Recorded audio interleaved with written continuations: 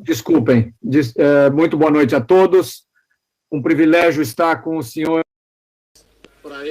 The speaker is presenting in Portuguese. There is no translation from Portuguese into English.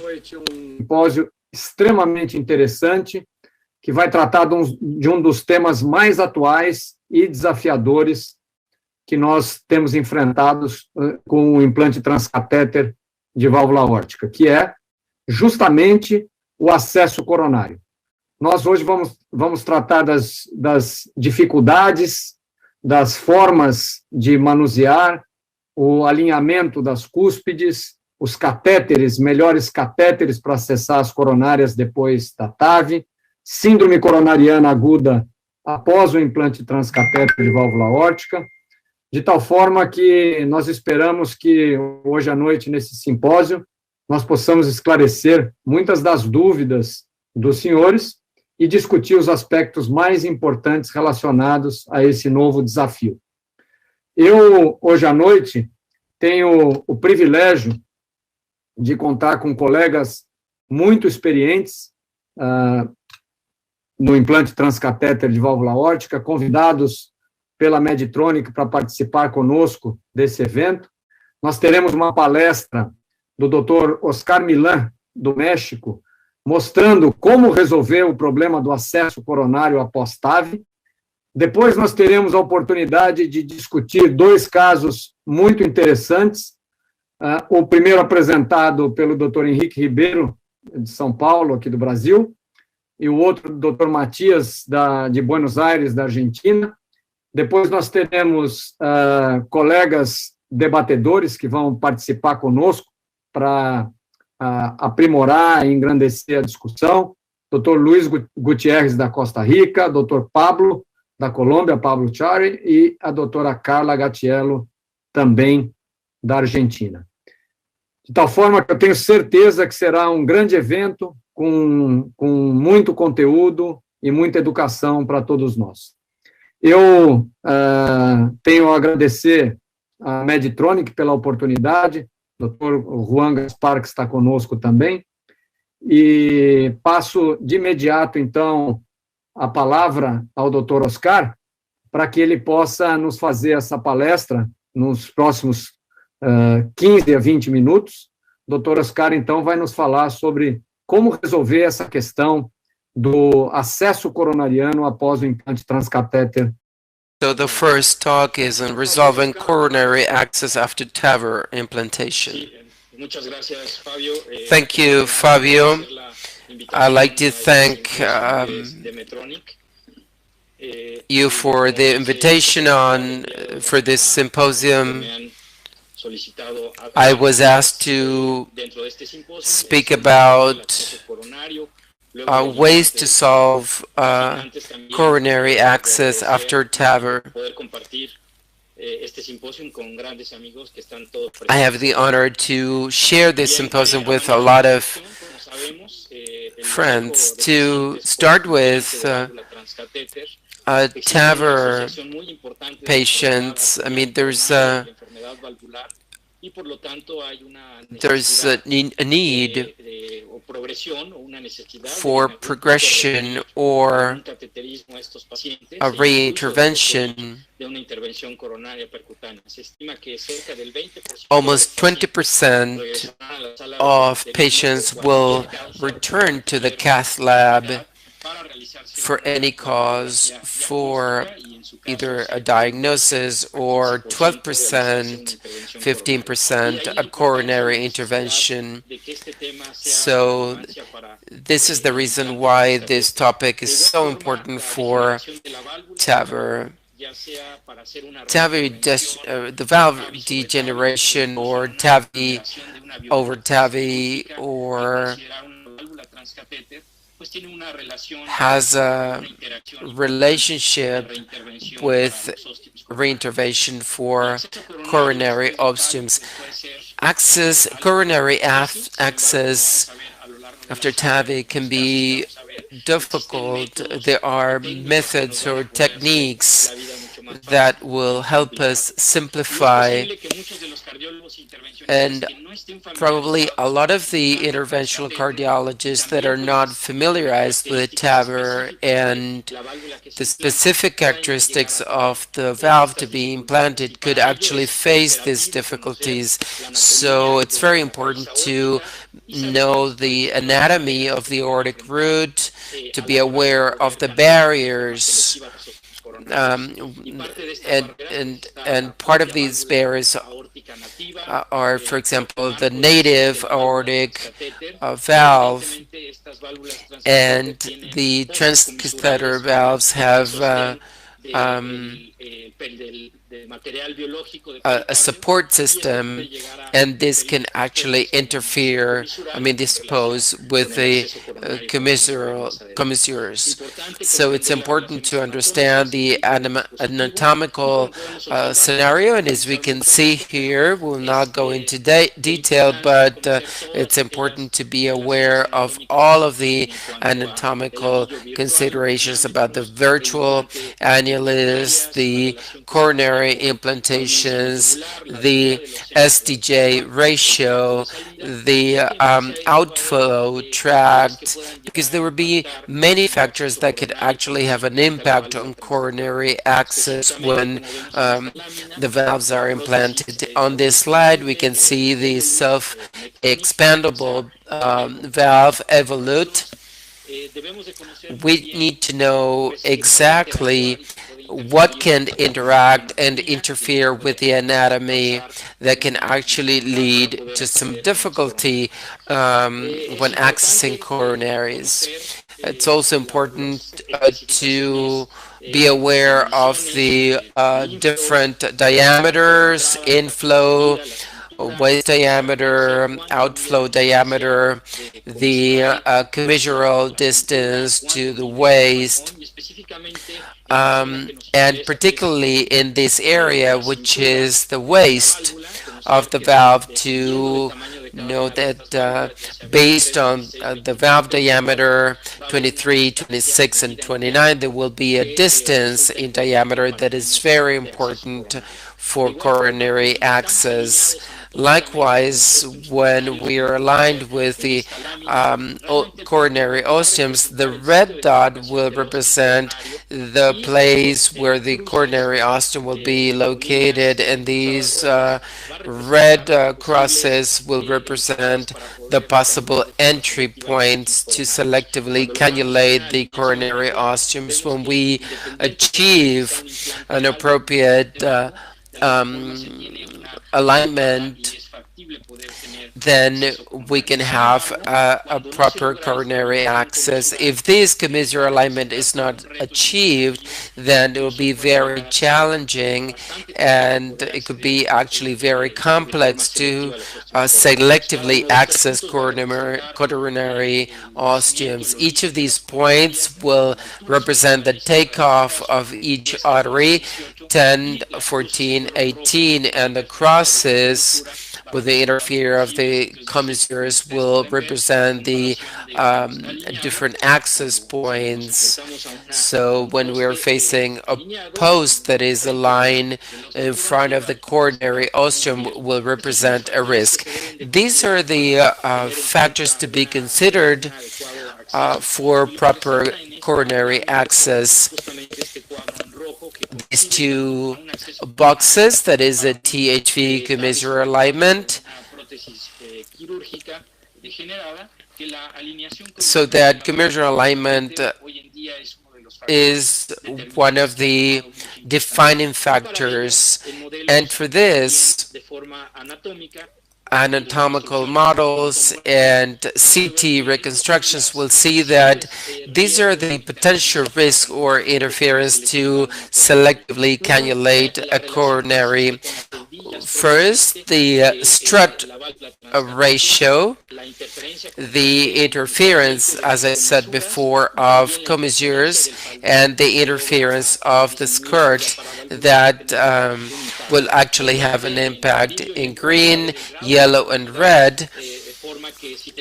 So if the ostium is in front of the coronary, then it will be difficult to access. We need an access angle between the commissures which if it's a closed angle and or a small angles, and the difference or the ratio of the commissures.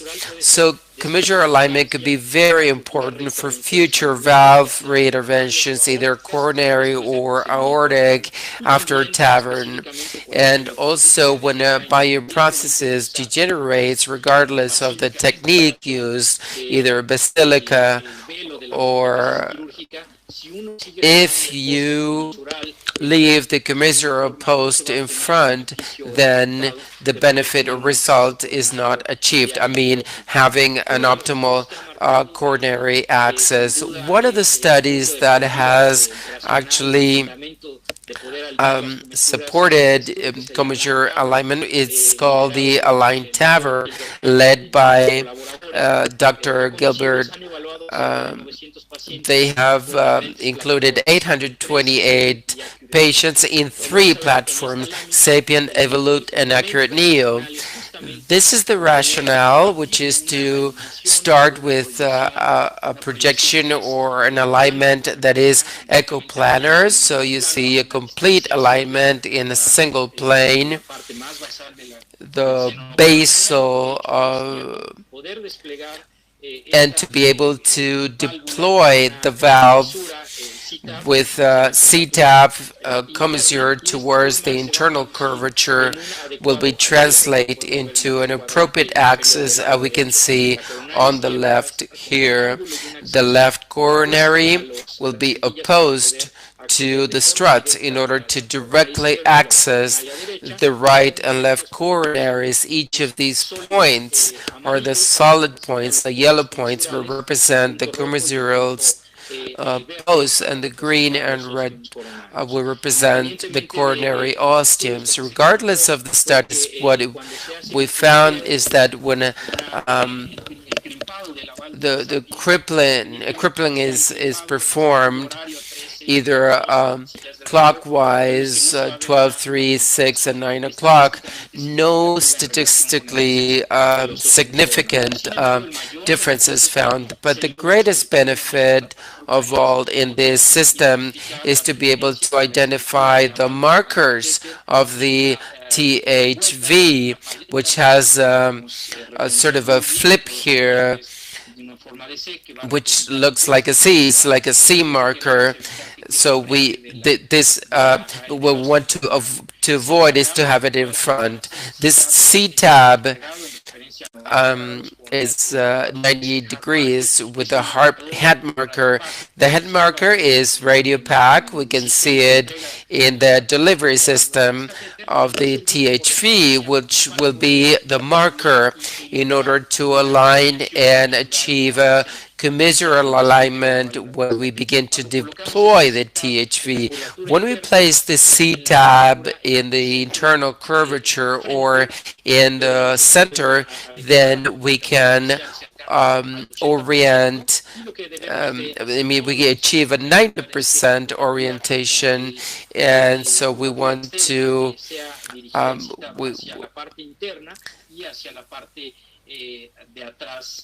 we want to have the right centering. And so based on this, we can, when we deploy the valve, we can specifically see where we can reappropriately access the coronary's internal curvature or inner curve, almost 70% of access, which is slightly reduced when this C-tab is established in the outer curve.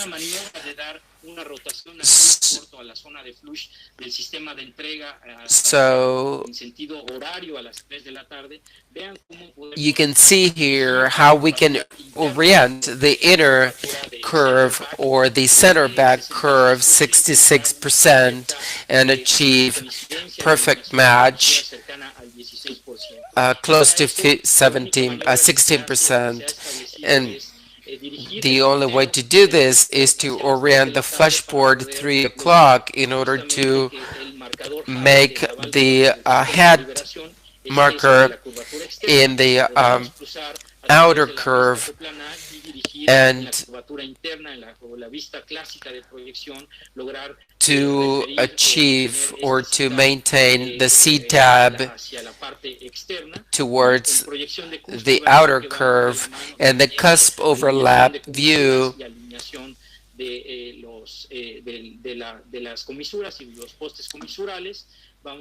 will be able to obtain proper access to the coronaries. This is the result which can actually make this modification friendlier in order to have a better coronary access. Finally, once we've been able to achieve commissural post-alignment, we know that in some cases we'll need to be able to access coronaries, as we'll see in the following cases, to be able to identify the right techniques.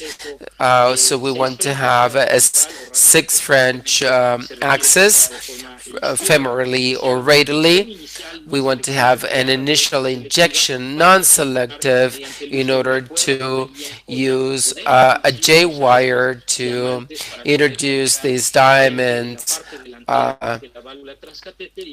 and in this way to maneuver and selectively engage the coronary osteums. We recommend FL 3.0, 3.5, or the left Icari could be very useful for the second coronary. If there are some difficulties, we can use other things such as the coronary guide, 0.14, or use a guide extension catheter for the right coronary. We can use French 4 or multi-purpose wires. If the skirt is too high, the multi-purpose catheter could be fine, or the carry right. And when there is some difficulty, we can also use 0.14 guide wires. Thank you very much. And now we're going to have a look at some cases.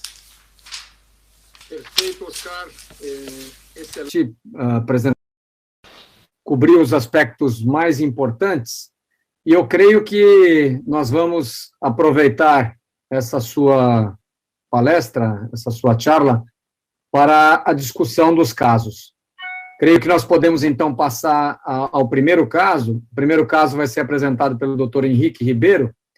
E, Henrique, nós podemos ir parando durante a apresentação para justamente discutir esses aspectos. Henrique, could we please, now you're going to present a case, could we stop during your case so that we can discuss while we do it?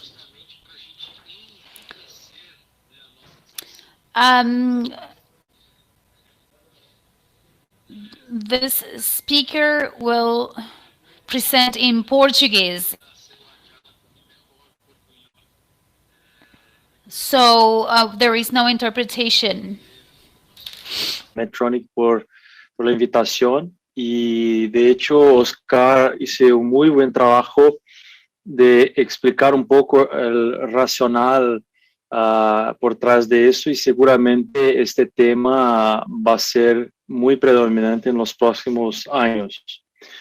Entonces yo presentaré un caso que es interesante porque de hecho fue el primer caso después de una reunión que tuvimos incluso con Gilbert Tang, explicando toda esta cuestión, ¿no?, del Commissural Alignment, y fue muy interesante porque ese de hecho fue el primer caso donde yo he puesto en práctica la técnica del Commissural Alignment. Es un paciente de 79 años que tenía historia previa de hipertensión, pulmonar hypertension también, con una presión sistólica de 50 y COPD, ¿no?, de POC. En los últimos 3 meses tenía heart failure y también tenía síntomas de angina CCS2 sin síncope. El riesgo estimado más o menos intermediario, ¿no? Con un STS de 7.1 y tenía una estenosis aórtica en el examen clínico muy severa con área de 0,7 y gradiente medio de 44 sin otras valvulopatías significativas.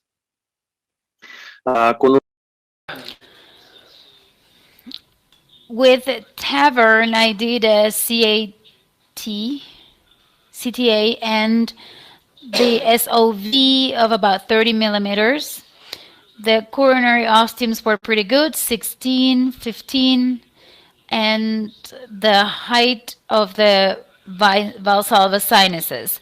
The peripheral access was pretty good too, except the part where there was some calcium in the iliac arc, but with an average of 7 in diameter, with a very good pathway, no additional issues. The patient had angina background, so we did an CCG, and we see that there was nothing difficult.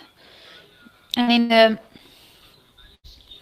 left coronary artery, we see the left main with a very severe lesion in the proximal side and moderate lesions in the proximal side, 60%, and in the crane projection we see the artery lesion in the left and the LAD. So maybe you want to ask some question or some comment, Fabio, just to show.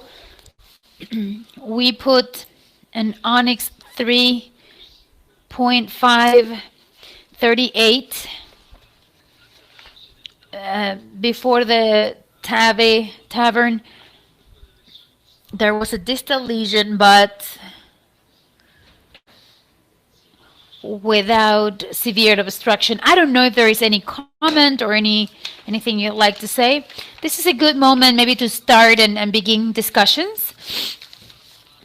I'm going to give the floor now to Carla, ladies first. So Carla, thank you.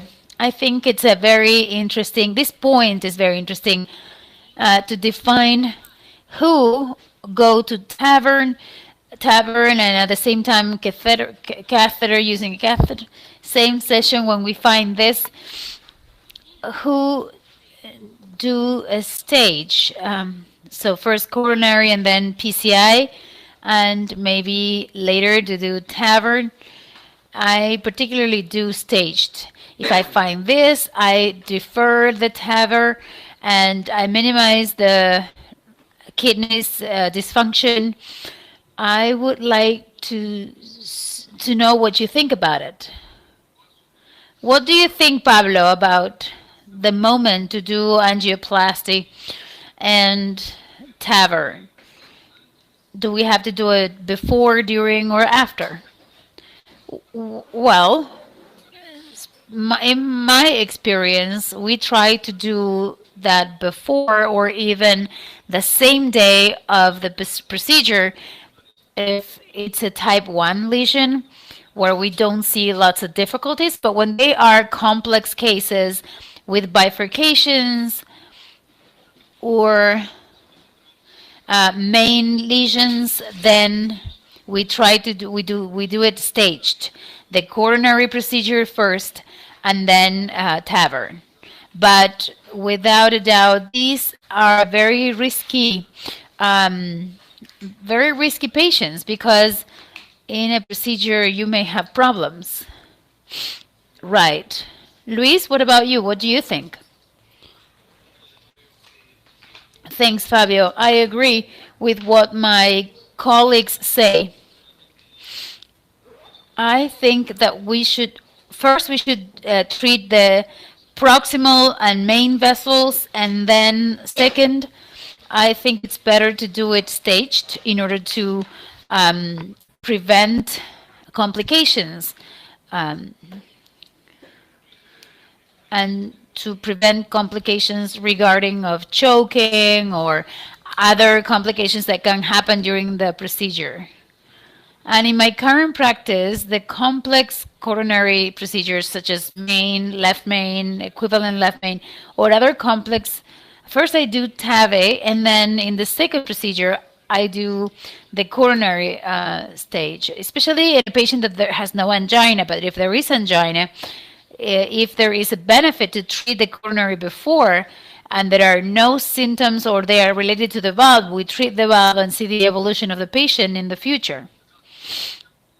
That is a very important point, because there are some studies that are in which they are randomizing to maintain the clinical conservative treatment versus percutaneous intervention with the transcatheter in the aortic valve. I would also consider that to keep that patient in a clinical test and not to do angioplasty. Would you? Would you consider that? Yes, I think Carla, Pablo, and Luis, would you consider doing that? It's not about an occlusion lesion. It's about a 70% lesion. Could we decide to not to do angioplasty at that moment?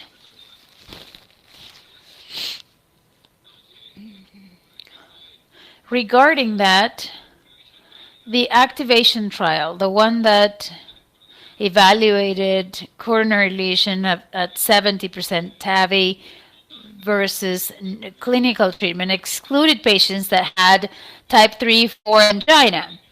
In this case, it's not a patient that would have made it to the registry or the activation trial. So there is no information on whether it is beneficial or not. When there is angina, it's a lot more difficult to make a decision, because angina could be stenosis, aortic stenosis, or dissociation. But when a patient does not have symptoms, that's where we have the answer about a better strategy for treatment. Could you continue, please?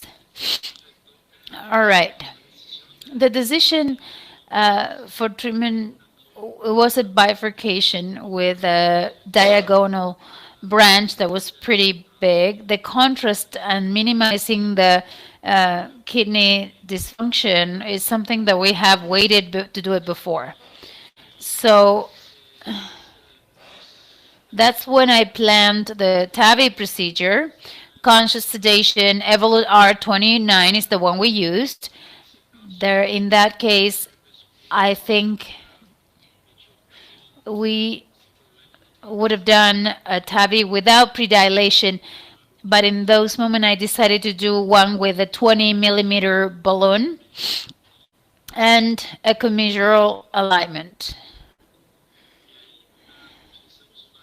And there we use a wire, a Lander Quist DC with a crystal of 20 millimeters, and using the cusp overlap, we did the implantation. And the idea is, since the patient had coronary disease, the idea was to put the valve not at 2 or 3, but more like 4 or 5 millimeters, taking into account the coronary disease that was quite significant, and the final positioning, the release. We did the left side, the left imaging to see what the position was, and we had no leak, almost no leak. And then we did in the left oblique to take a look at what Oscar showed you. The C-tab is in the left atrium, is pretty far from the coronary ostium. So in the future, the coronary access could be maybe easier or smoother.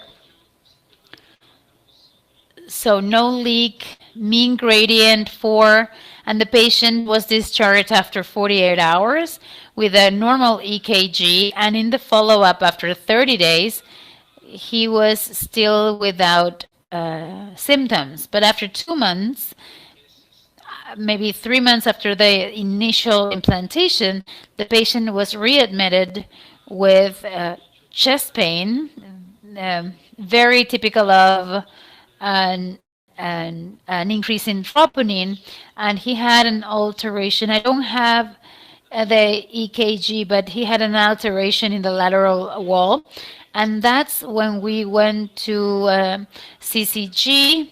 The left main was very similar to the starting. It's not disease, diffuse disease, nothing significant, but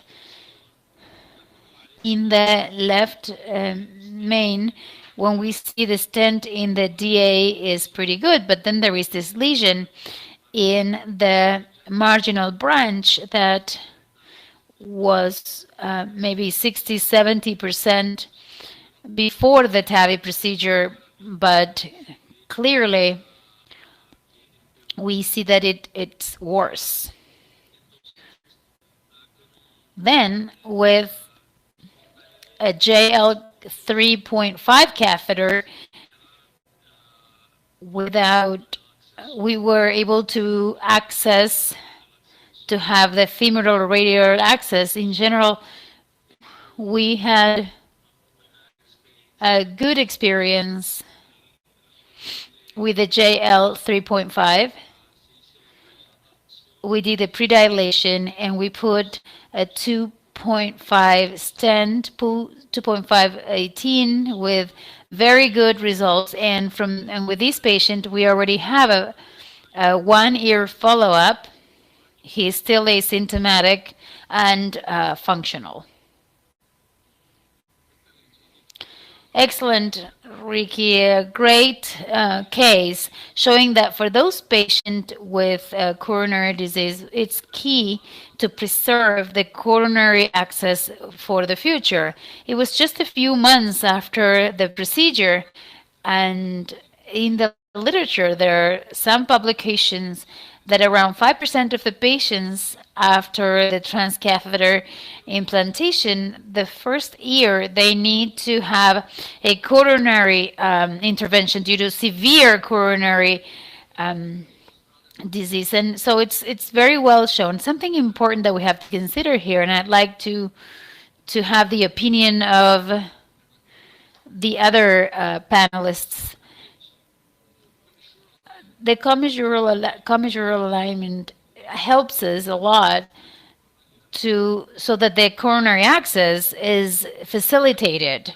But that's not the only factor. We don't know the height of the coronary arteries or the implantation of the transcatheter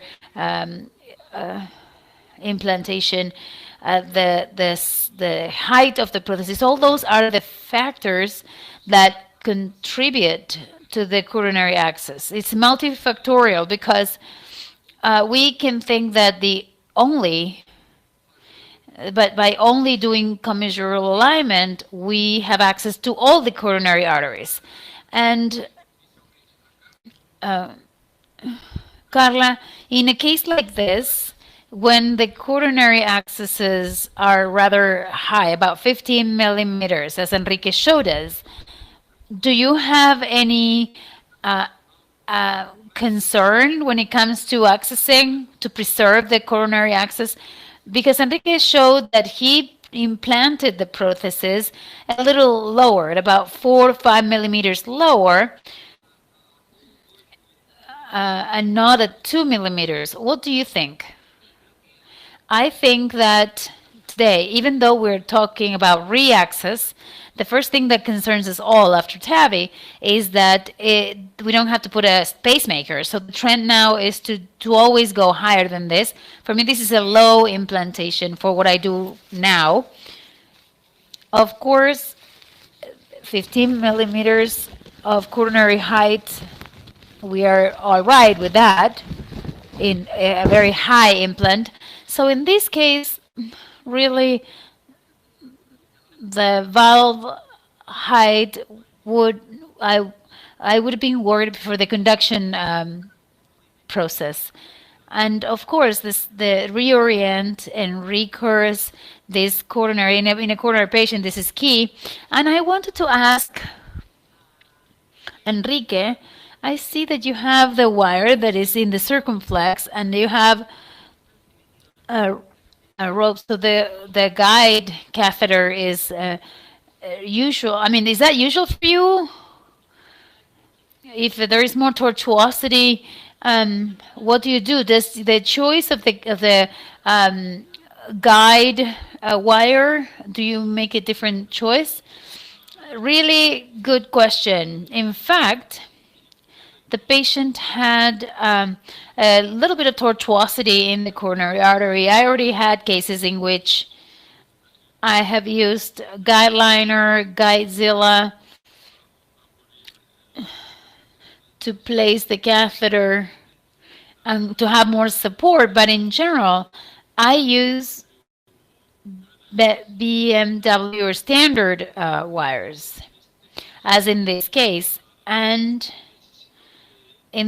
I have needed a little bit of special intervention to pass the stent, but at the end, I didn't have any difficulty or extra difficulty or something like that. And the other thing is that the distance between the coronary artery and the prosthesis was really big. And so if I left the catheter outside as if it were the ostium, then my image was not going to be so good for the coronary artery. So every infection of the main was too much, and the contrast went to the LAD. So the guiding was more about having a better image, a final better image. Henrique, Oscar here, just to emphasize what you presented really well. You did a cusp overlap technique to determine the depth, and we saw the way you positioned the center front, the hut of the release system, and that allowed you to, and that contributed to have reaccess. So my question, I saw that you use Underquest. In my experience, I do it too. Do you think it could, the crossover could be changed in the external, in the outer curve, and then positioning it? Do you think there is a relationship in the time of guide wire that you use? And the question is mostly because the rigid Londerquist, like rigid wires like Londerquist, transmit the crossover and it moves its position. What is your experience? Do you think that the type of wire, rigid wire that is being used in the ventricle could favor this technique? A quick response because we have to go to the next presentation. It's a very good question. I had this discussion with Germán sometimes, and he advocates for the use of this curve wire in all the cases. For me, the sizes, the smaller sizes like 23, 26, and in some cases women with a 29 valve, I see that it doesn't change much, and the risk of perforation lesion is more important with the Londerquist. In the overlap study, and I hope we can start with that soon in Latin America, one of the things that CRF has is the type of wire. And I think in the near future, we will be able to answer this question based on science. Matías, we have to listen to your case now to complete the discussion. You have the floor now. Thank you. Thank you, Medtronic and SOLACI, for the invitation, and thank you for this topic. This is a 67-year-old patient, female patient. She has bilateral mammary adenocarcinoma, no other comorbidities except for chest bilateral radiation with a hostile chest, because she was radiated with a lot of cobalt, severe AS, no CAD, no conduction abnormalities, NYA, HA class 2. These are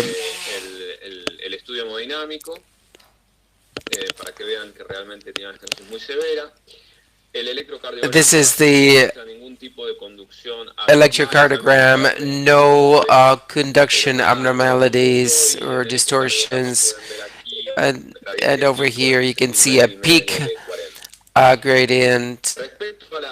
As regards CT measurements, I think it's important to highlight a few things. The perimeter is 70.2. So this is a 26 valve. Regarding the annulus, coronary heights 15.2 right and 13.2 left. Excuse me, right and left. And coronary sinus, which are suitable for a 26 valve, but not too big, 28 on average, 28 millimeters. You know that a 26 valve is safe from 27, but as Fabio said, you know, different factors such as the height of the processes, a little bit of calcium in the outflow tract, the implant, we always do cusp overlap, and right 11, flow 7. Femoral axis is very nice. This is the right femoral, 6.6. So we decided to use Evolut Pro 26. We believe that if axes are favorable, then using Evolut Pro improves. Case planning, conscious sedation, no TE, no Foley catheter, no central venous access. We plan to use wire pacing, 2 proglides, radial access for the pigtail, and commissural alignment. Commissural alignment, 100% of the cases, this is what we're doing. All of the cases, regardless of whether they have a coronary disease. I mean, we always do it, and we believe that this is the teaching point of this case. So this technique, I find it, you know, I feel very comfortable doing. But anyway, I check with a micropuncture whether I am at the desired length or height. Then I check the cusp overlap. There is a little bit of calcium here. You can see in the outflow tract. There's no pigtail. This comes from the radial. So we're doing very well with the case planning. In this case, we used 20 balloon wire pacing and the high support. Why we didn't use Landerquist? Because we cannot buy it, it's too expensive. But if we could buy it, we would use it in 100% of the cases. This is backup Mayer core wire, which has a similar support. I mean, it's not the same as Landerquist, and it's very good as a wire pacing. In this case, you see the curve looks the other side. It's not a perfect curve because we manually curve it, but this is very floppy. This is the hard part, so it's okay, it's safe. So this is how we start with the implantations as described in the techniques. We don't want to interact with the conduction system. And once we are happy with the implantation side, in this case we aim at 7 millimeters, no 0 millimeters. In cusp overlap, coronary sinus seems smaller than what we're used to, but we're always, we always look at the CT scan. This is cusp overlapping, cusp overlap positioning. It is not 0, it's just 1 millimeter. And as we follow the technique, we want oblique left. Something important to highlight, oblique left, which underestimates the height of the non-coronary sinus, is engaged. So I believe that this is a good position to deploy. Any comments? Would you have done anything differently, Fabio? So patient is 67 years old, very young patient, in an 80, 90-year-old patient. 67 is a fundamental point. And coronary access is also important for a 67-year-old patient.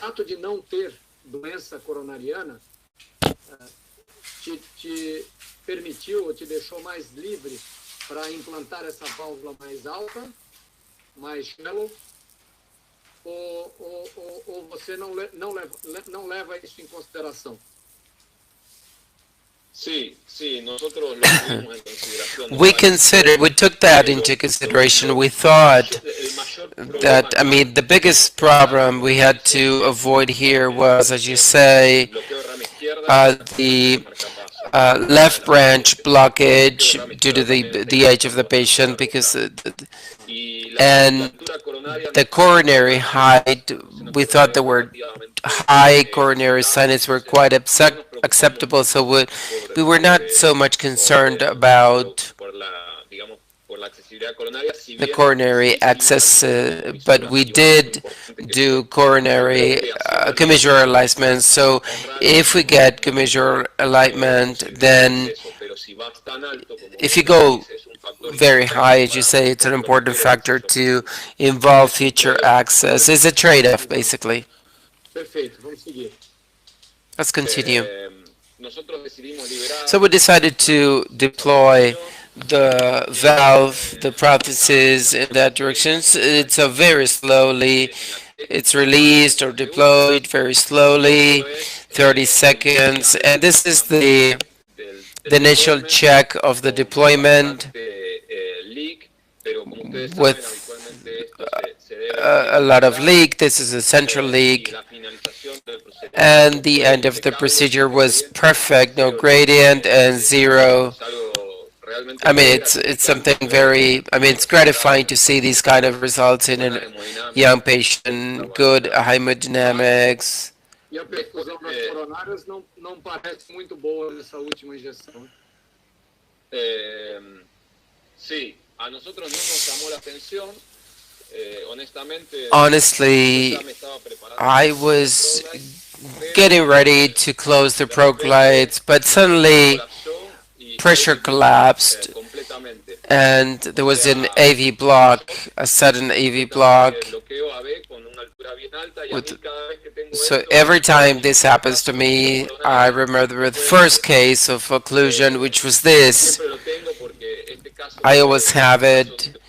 It was a case where it was a high implantation, and you see the skirt is pretty much above the coronary. So immediately after that, we performed an angiography, and here, this is we see there's a thrombosis or a sinus. all of the coronary sinus on the left sinus. And here you can see there's a thrombus migrating the distal side of the right coronary. I don't know if you could see it there, Fabio, but then they already opened up again in just a few seconds. Here we presume there's hyperflow, so we wanted to immediately place a pacemaker and cannulate the right coronary artery. In this situation, I think we fortunately had measured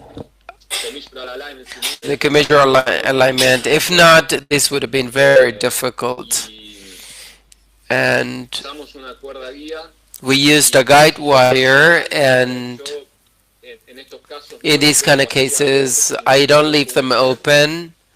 I place a stent, not a chimney stent, but just to have some room between the valve and the coronary sinus for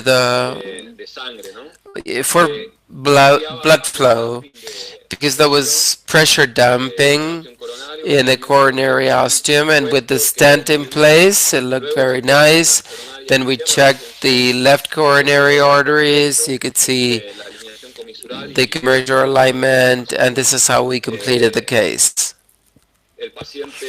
Patient was monitored for 24 hours, no ECG changes, echo with mild RVEF depression, discharged at 48 hours, and we planned DAP for 1 year. Thank you.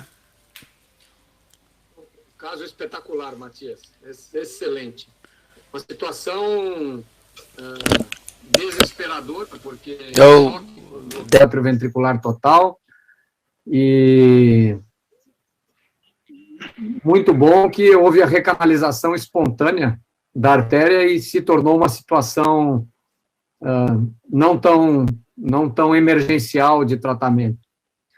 Mas gostaria de ouvir a opinião dos outros colegas sobre essa questão. Vejam, é um caso que tinha coronárias relativamente altas, só que os seios estreitos. Talvez esse tenha sido o maior contribuidor da oclusão coronária.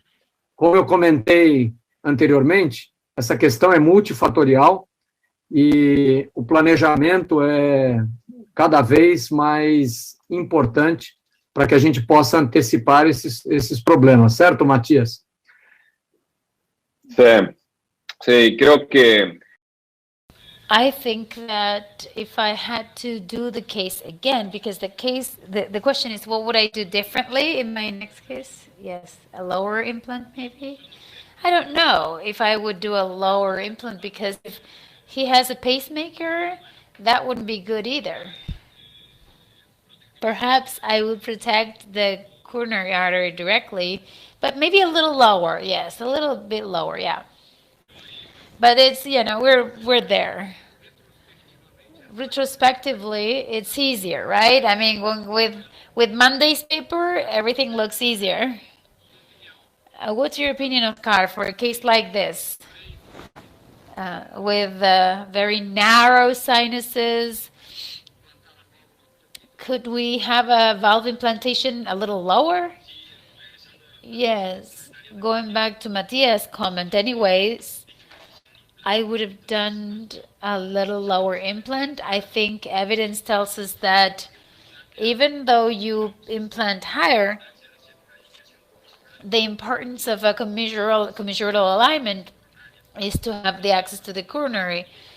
Remember that the distance, the valve 14 is 40, the 34 is 14 millimeters, and the coronary measures 10.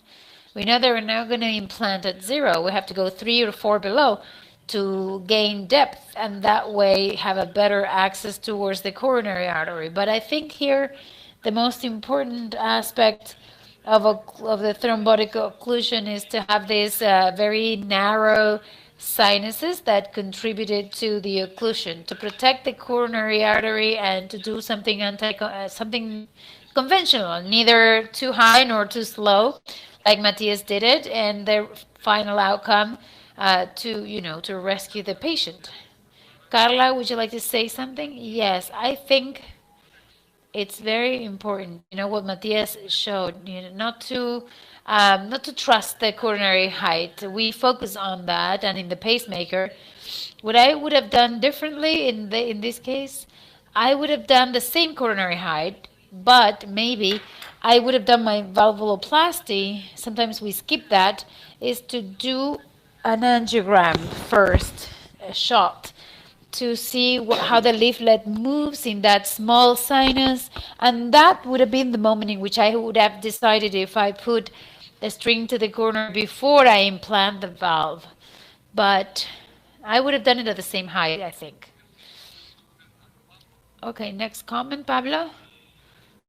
I was thinking exactly the same. Perhaps that doubt was what Matías' doubt was, He saw the smaller sinuses in the angiography, and maybe the other thing that I would have done is that, looking back, it sounds very easy, but to have a coronary image, I need to make sure if it was a thrombosis or a spasm, or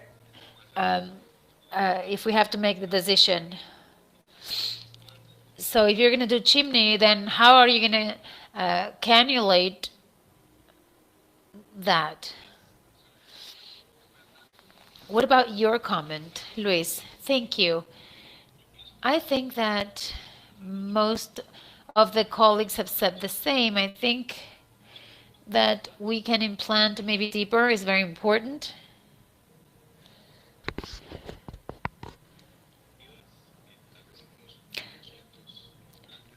Perhaps what I think is very interesting is that when you are in this situation, like the one Matías had, where we have the Valsalva sinuses or small aortic pathways, we not only have to take into account the coronary access, but also the leaflets, because we know we're going to move a lot of tissue more than usual, and we have to predict the probability that the leaflet reaches the coronary ostium, left or right. And sometimes that measurement allows us to protect the coronary arteries before, knowing that the risk